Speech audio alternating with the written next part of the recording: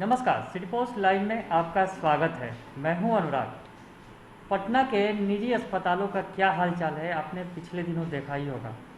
जिस तरह से पारस हॉस्पिटल की करतूत सामने आई थी, जब एक महिला भर्ती थी तो उस महिला ने रेप का आरोप लगाया था, गंदी हरकतों का आरोप लगाया था। महिला आईसीयू में भर्ती थी, वो कोरोना की पेशेंट थी। महिला की मौत हो गई आरोप लगाने के बाद, लेकिन कुछ हो नहीं सका। बेटी ने आवाज़ उठाई, लेकिन शायद उसे न्याय नहीं मिला। दूसरा एक और मामला आपको याद दिलाते हैं। जिस तरह एक महिला आई थी अपने पति का इलाज कराने और उसके पति की मौत हो गई, और मौत होने के पहले उस महिला के साथ जो कुछ हुआ वो शर्मनाक था।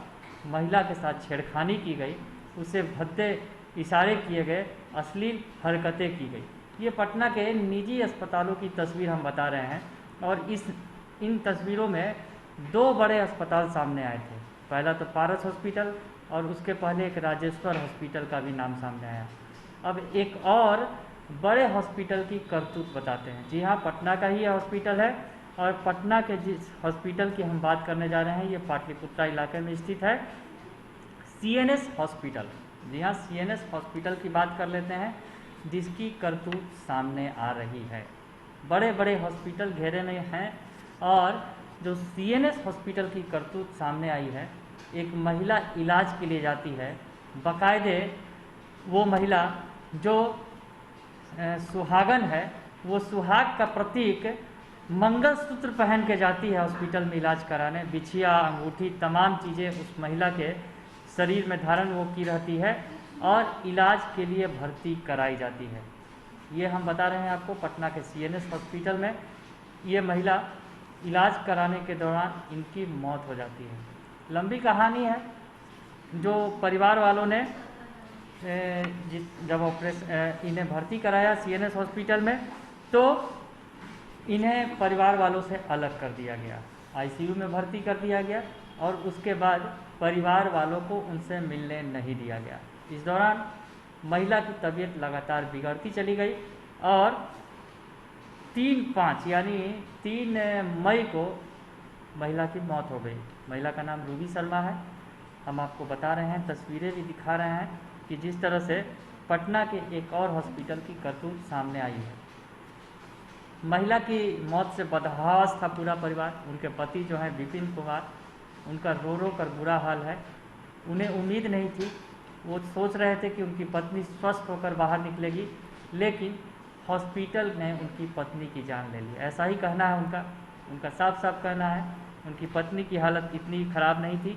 जिस तरह से पत्नी जो है वो जिस हालत में गई थी, उनका ऑक्सीजन लेवल 84 से नीचे था, और उसके बाद उनका जो इलाज चल रहा था, और उसके बाद डॉक्टर को बार बार वो गुहार लगा रहे थे कि उनकी पत्नी से उन्हें मिलने दिया जाए, लेकिन उन्हें आईसीयू के अंदर नहीं जाने दिया गया। किसी तरह से 1 तारीख को जब उनका बेटा पहुंचा, तो बेटे को किसी तरह से बेटा मिल सका, लेकिन उसके बाद महिला को वेंटिलेटर पर डाल दिया गया, और कहा गया कि उनकी हालत ख़राब हो गई। और 3 तारीख को हॉस्पिटल वालों ने सूचना दी कि महिला को हार्ट अटैक आ गया। 2 बार हार्ट अटैक आया, और उसके बाद मौत हो गई। महिला की मौत की बात सुनकर पति तो विपिन कुमार जो हैं वो बदहवास हो गए। उन्हें सूझ नहीं रहा था वो क्या करें, और अभी भी वो रो रो कर उनका हाल बुरा है। और उन्होंने कहा, साफ तौर पे कहा है, हमसे जब बात हुई तो उन्होंने रो रो कर कहा कि हॉस्पिटल में सब कुछ सेटिंग गेटिंग का खेल चल रहा है। एक शख्स ने उन्हें भर्ती करवाया था, उसके ज़रिए उन्हें बेड मिला था, क्योंकि कहीं भी उस वक्त जो हालात थे, आपको याद होगा पिछले दिनों जिस तरह से अप्रैल के महीने में महीने के आखिरी वक्त में जिस तरह से पटना में हाहाकार मचा हुआ था, उस दौरान की ये घटना है। और उसके बाद किसी तरह से जब उन्हें बेड मिला, तो लगभग रोज़ पैसे लिए जा रहे थे आईसीयू और हॉस्पिटल के नाम पर। हज़ारों, लगभग 30 हज़ार रुपये रोज़ाना खर्च भी लिया जा रहा था हॉस्पिटल की तरफ से।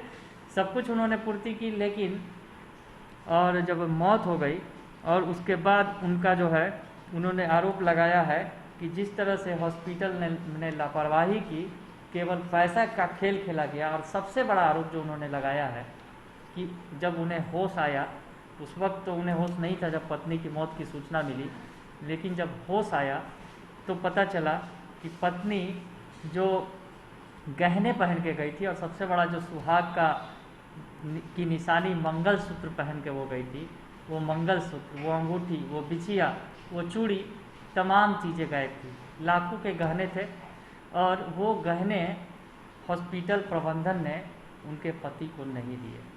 सुहाग की निशानी थी। तो अब जो है पति ने फिर न्याय की गुहार लगाई। सिटी एसपी थानेदार पाटलिपुत्रा के और उसके अलावा सीनियर एसपी तक को उन्होंने व्हाट्सएप के जरिए मैसेज किया और केस दर्ज कर न्याय की गुहार लगाई। और बार बार उन्होंने इस पर जवाब भी मांगा कि पुलिस से, आखिर पुलिस ने क्या कुछ किया, लेकिन पुलिस ने कोई एक्शन नहीं लिया।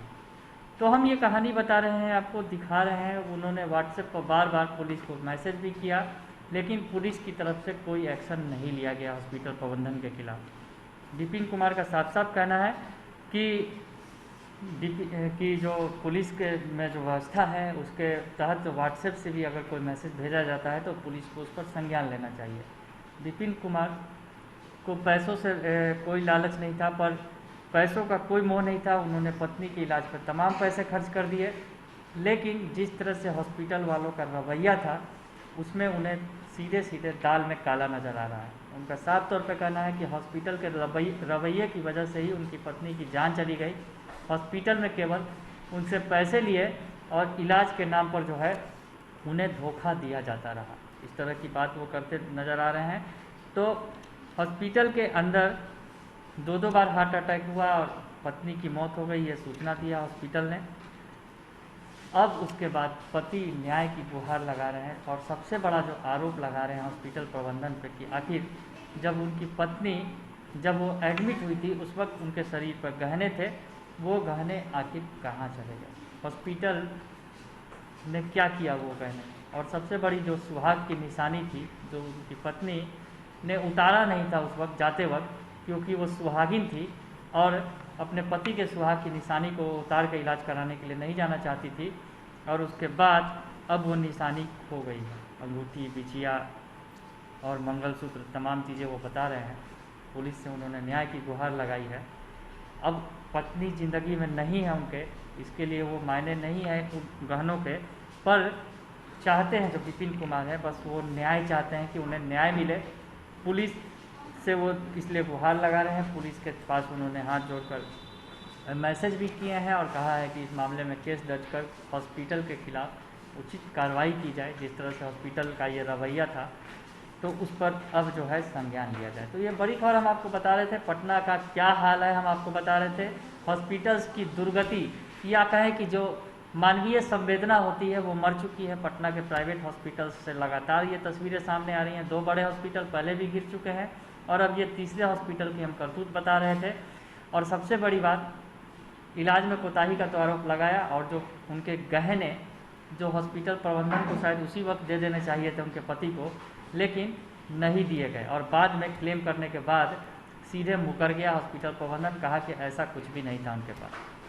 तो इस वक्त की हम आपको बड़ी खबर बता रहे थे और ये हालात बता रहे थे कि क्या कुछ है पटना के, और पटना के बड़े बड़े हॉस्पिटल में किस तरह के खेल खेले जा रहे हैं कोरोना इलाज के नाम पर। तो आप बने रहिए सिटी पोस्ट लाइव के साथ। ऐसी तमाम खबरों से हम आपको रूबरू कराते रहेंगे। धन्यवाद।